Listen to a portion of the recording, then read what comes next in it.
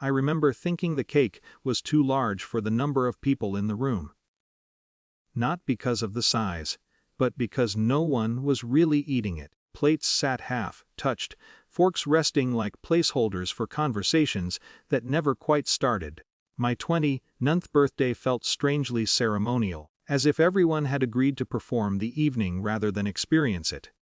Grandpa arrived late. He always did, but this time his lateness carried weight. My mother kept glancing at the door, with an impatience she didn't bother disguising. When he finally stepped inside, the room shifted, not with warmth exactly, but with attention. He hugged me longer than usual. "You're doing okay?" he asked quietly. I said yes. It was the answer he expected. Then he handed me the envelope. There was nothing dramatic about it. No speech, no clearing of throats. Just an envelope, thick and stiff, pressed into my hand with a softness that didn't match its shape. I didn't open it immediately. That felt private. But my mother noticed. "Go on," she said, smiling too quickly. "Open it." So I did. I didn't understand what I was looking at first. Numbers have a strange way of refusing meaning when they're too large. My brain tried to rearrange the digits into something reasonable. $500,000. My first thought wasn't joy. It was confusion. "Grandpa," I started. He waved his hand gently. "It's time." That was all he said. Silence followed, thick and unnatural. My brother leaned forward slightly, his expression unreadable. My mother's smile tightened into something sharper, more focused, and then the atmosphere changed. It wasn't immediate. It happened the way storms gather, subtly, pressure building before anyone acknowledges the weather. "That's," my mother said slowly. "That's incredibly generous." Her voice had a new texture now, smoother but edged. Grandpa nodded. "It's hers." Something flickered across my mother's face. Too fast to name, but unmistakable. Later, when the plates were cleared and Grandpa had left, she asked me to help her in the hallway. The tone was casual, almost gentle. The door clicked shut behind us. Then the lock turned. The sound was small, precise, final. "Mom?" I asked. She didn't answer immediately. She stood there for a moment, arms folded, eyes fixed on the envelope still in my hand. "You're going to give that to your brother," she said. It wasn't phrased as a request. I laughed softly, thinking, honestly, that she was joking. "I'm serious." There was no anger in her voice. That made it worse. "What?" "He needs it more than you." The words landed with a familiarity that startled me. Not because they were new, but because they weren't. My brother had always needed things more. More help. More patience. More understanding. "You can't be serious," I said. "I'm perfectly serious." Her posture was calm, composed, utterly certain.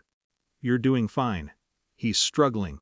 This is Grandpa's gift. This is family money." The correction came instantly. My chest tightened, not with fear exactly, but with something heavier, recognition.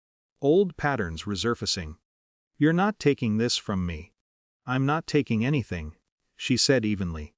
"You're doing the right thing." The hallway felt smaller, the air strangely thin. My mind moved through possibilities, none of them dramatic. Just practical. "I'm not giving it to him." Her expression didn't change. "Yes," she said, "you are." What followed wasn't a shouting match. There was no raised voice, no explosive confrontation. Just pressure, repetition, certainty pressing against resistance. Time blurred. Eventually, somehow, I reached the lock. I don't remember the exact sequence, hesitation, movement, reflex, only the sensation of the door opening and the sudden, disorienting space beyond it. No one stopped me. My brother didn't look up. Outside, the night air felt unnaturally sharp. My hands were trembling, though I didn't feel afraid, just unsettled. The next morning, I went to the bank. Not out of excitement. Out of a need for something neutral, procedural, real. The building was quiet, climate-controlled, indifferent. The opposite of my mother's hallway. I took a number, sat, waited. Ordinary things. When my turn came, the manager greeted me with professional politeness. Then he saw the check. His expression changed. Not dramatically, not theatrically, but unmistakably. color drained. Posture stiffened, he looked at the check again, then at me. Then back at the check. "Ma'am," he said carefully, "where did you get this?" "My grandfather." His fingers tightened slightly around the paper. "I need you to wait here." The room seemed to tilt, not physically, but perceptually, reality subtly rearranging itself.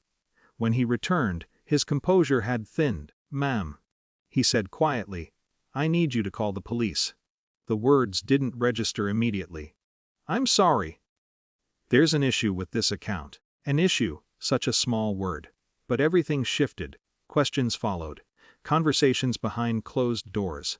Terms I didn't fully understand. Discrepancies, irregularities, authorizations. Gradually, the shape of things emerged.